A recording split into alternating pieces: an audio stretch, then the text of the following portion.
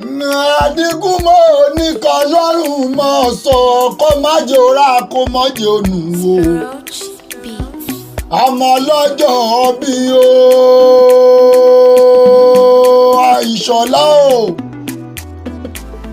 Abdulmalik ni mo wá kí ọmọ lọ́dún mọ̀ọ́dá kànjọ̀kànjọ̀ ní sọdún ẹ̀kórí ọjọ́ ọ̀sán pọ̀lọpọ̀ ọdún láyé. Àkú ọdún Abdulmalik, àkú yèédùn ọmọ Afọlábí ọkọ̀ àṣeyẹ ọkọ̀ ayẹyẹ oríkà ọdún. Àṣẹ ìtúsà mọ́dún ọdún ayọ̀ lọ sí ìmọ̀sẹ́ onírèlẹ̀ ọ̀sìn ìmọ̀gà. Olódùmarè tó sọ láti kékeré títí tó fi pọ́dún mẹ́wàá lónìí lábẹ́ kó túbọ̀ mọ̀ sọ kó má ṣe padà lẹ́yìn rẹ̀. Ṣèbọ́lá Ọlọ́run ló fi wà láyé o. Àkú ọdún àkú yèédùn o ọkọ̀ àṣeyẹ ọkọ̀ ayẹyẹ oríkà ọdún. Àṣẹ ìtúsà mọ́dún ọdún ayọ̀ lọ sí ìmọ̀ṣẹ́. Ìwọ ti sọdún ọdún iná kórí ọjọ́ ọ̀sẹ̀ mi sí. Ṣèbọ́dún orógbógbò ọdún obì ọdọọdún lẹ̀ wá wà. Ọdún wa ní dé kí pèrègún màmá wọ̀ tuntun wálé ayé mo ṣe wá kọ́ lọ́dún kú ọdún o. Happy birthday to you o Ìṣọ̀ládé o. Èyí fújò wà rẹwà ọkùnrin ti sọdún èyí mẹ́nugún ní ìyá rẹ̀ ló fẹ́ wá jọ. Happy birthday to you o Ìṣọ̀lá ọmọ Afọlábí ti sọdún o. Kórí ọjọ́ ọgbọ́kọ̀ ọ̀tọ̀ o kórí ọjọ́ ọ̀dà lẹ́wà bí ọ̀sùn.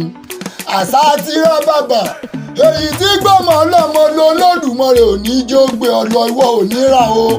Ọ̀nínú òjíṣẹ́ Olódùmarè kìínú ìpè ayé nìkan ọmọ bá wọn jẹ́. Ọ̀ní bá wọn jẹ́ pètò ọ̀run lọ́lá Olódùmarè ọba ìgbín kì í sínwín. Ìlákọ̀ọ́sẹ́ kì í yẹ̀yà ọ̀ọ́ni síwìn ọ̀ọ́ni yẹ̀yà nígbà kankan. Ẹrù kan bẹ tàbí amọ̀ kì í tú Olódùmarè oníjọ́ gbé wá káwọn òbí rẹ̀ mọ́lé. Dandan ni kọ́ orí bá ti ṣe dandan ni kọ́ ọ̀rọ̀ náà gbégbá o àfàìlà ọjọ́ o. Bọ́jọ́ bá ti là dandan ni kọ́ la ojúmọ́ kì í mọ́ kí balùwẹ̀ mọ́mọ́ gbọ́rẹ̀ omi tọ̀tún tòsì. Sálẹ̀ yẹ ló fi kóre bọ̀ wálé o tọ̀tún tòsì ni ọ̀fi mọ́ ríre gbà lọ́wọ́ Olódùmarè ọba. Ìwà mọ̀ ọbẹ̀ ni ọbẹ̀ níbẹ̀ sọ àtẹ́lẹsẹ̀ níbẹ̀ náà. Èèyàn tó bá pé kí wọ́n má dé lọ ní débà o níyàwó èrè lọ́lá Olódùmarè ọba. Màpámọ́dé ni ọ́ kó Olódùmarè bá mi yà ọ́ lágbà. Dandan ni kó dàgbà sí nínú ọgbọ́n wàá mọ̀ dàgbà sínú mọ̀ ìwà mọ̀ dàgbà sí nínú òye lọ́lá Olódùmarè ọba. Kẹ̀rẹ̀kẹ̀rẹ̀ ọmọdé àná ti pọ́dún mẹ́wàá o. Àkú ọdún o Ìṣọ̀ládé o. Abdulmalik ọkọ̀ ọdún ọkù yèdùn àṣẹ ìṣàmọ́dún ọdún ayọ̀ lọ sí ìmọ̀ṣẹ́.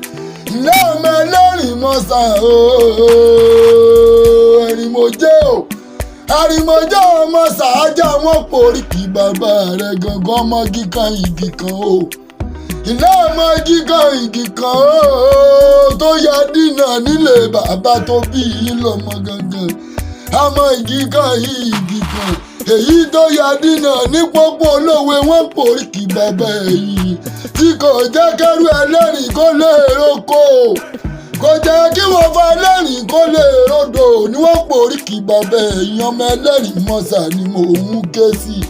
Ìka tó kù ṣèbọn ló ya dínà o nílé àná o. Ìka tó kù ló ya dínà nílé àná ní wọ́n poríkì bàbá rẹ̀ ọmọ ẹlẹ́rìn mọ́sà ni mò ń ké sí. Ọmọ aládé solú o ó yẹ mọ̀ ọ̀dà kọjọ̀kọjọ̀ ní sọdún ẹ̀kórí ọjọ́ ọgbọ́kọ̀ ọ̀tọ̀. Ọ̀rọ̀ sọ̀pẹ̀ gúnugún gbogbo wa yígi kú ò lọ́nà igúnnugún yígi títí kò lè yí.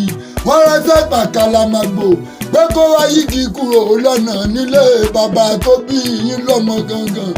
Àkàlàmàgbò yígi títí kò rígi yí nílé bàbá ẹ̀yìn gangan.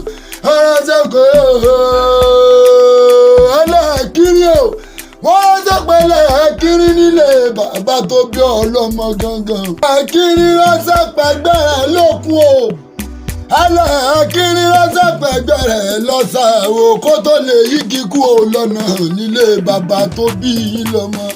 ìyá ọmọ ẹlẹ́rìí mọ́sà ọmọ wàá jagun o ẹ má wẹ̀rì lọ sójú ogun wọn poríkì bàbá ẹ̀yìn gangan ẹ má wẹ̀rì lọ sójú ogun nílé bàbá tó bí yín lọ́mọ.